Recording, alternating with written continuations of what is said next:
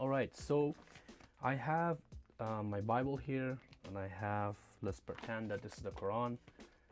I don't own a Quran, but let's talk about some major differences between these two. The Bible is actually 40 authors and 66 books. And all the authors, it took about 1500 years for this book to be put together, written, you know. But all the authors actually point out to the same God, about who God is and who we are. And then we have Quran here. It's one book, one author, who there is no other person, just this one person that gave this message. And then, so it's obviously in one language. The Quran was written only in Arabic. The original language is Arabic. The Bible was written in three languages. It was written in one country. Quran was written in one country. The Bible was written in, three different continents.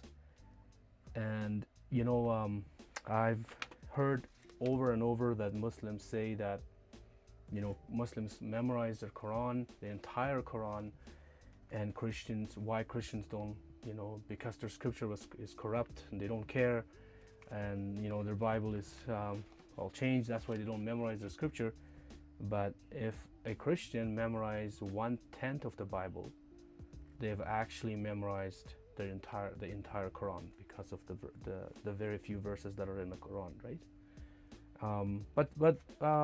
Nevertheless, that is,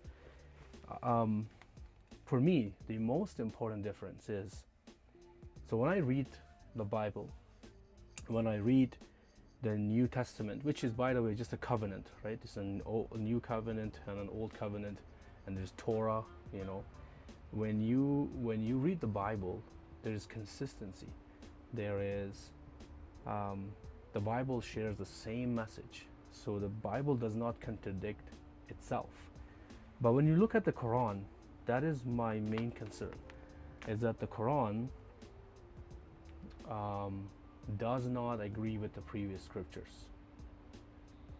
When it comes to Quran, the author says, you know what, I'm right, the previous ones were wrong, without much explanation, except that he had a vision, right?